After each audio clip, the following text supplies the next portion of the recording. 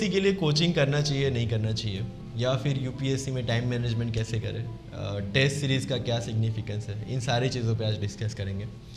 C, first of all coaching करना चाहिए नहीं करना चाहिए वो आपकी खुद की रिक्वायरमेंट पे डिपेंड करता है। जैसे मेरे लिए आई वॉज वेरी क्लियर कि जो सब्जेक्ट्स है, इकोनॉमिक्स है, हिस्ट्री है, पॉलिटी है, वो मेरे लिए कम्प्लीटली नए थे।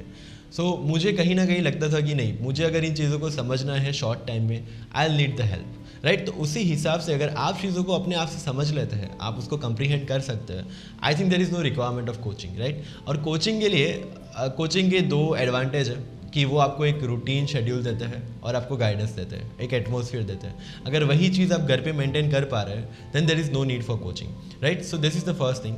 सेकंड थिंग कि प्रिपरेशन के दरमियान क्या क्या चीज़ें करनी चाहिए, क्या क्या नहीं करना चाहिए।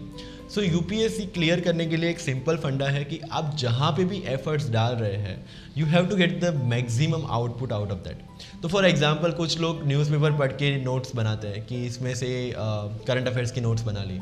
अब जब कोचिंग वाले पूरे महीने का न्यूज़पेपर का जो करंट अफेयर्स है वो आपको एक मटेरियल में दे रहे हैं, not from newspaper only, PRS, PIB, हर जगह से उठा के वो लोग आपको दे रहे हैं, तो फिर आपको वही चीज़ खुद से करने का क्या मतलब है।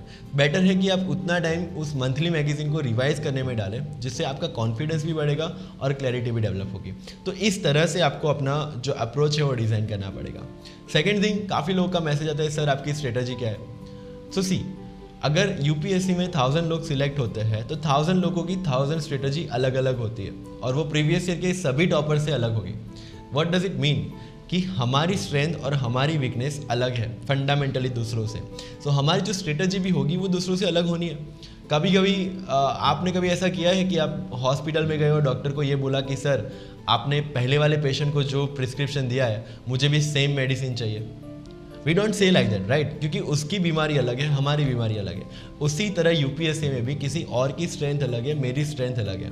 अगर उसको 2 बार पढ़ने से चीज़ें समझ में आ रही है और मुझे 4 बार पढ़ने से समझ में आ रही है, I have to read for 4 times, right. So that is where you have to understand कि जो भी चीज़ें आपको डिज़ाइन करनी है, आपकी जो स्ट्रेटजी है वो आपकी खुद की होगी according to your own strength and according to your own weaknesses.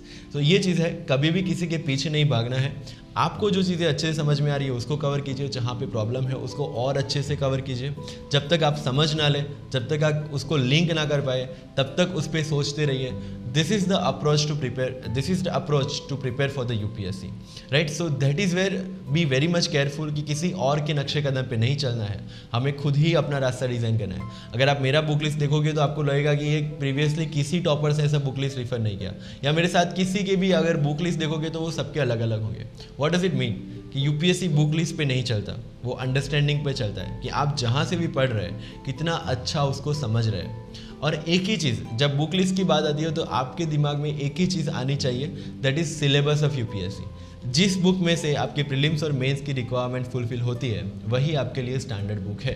This is 1 line formula. Next question, कितने घंटे पढ़ना चाहिए। तो एक सिंपल फॉर्मूला देता हूँ, जब भी रात को सोने जाओ अपने आप से पूछो कि आज मैंने कितना टाइम वेस्ट किया।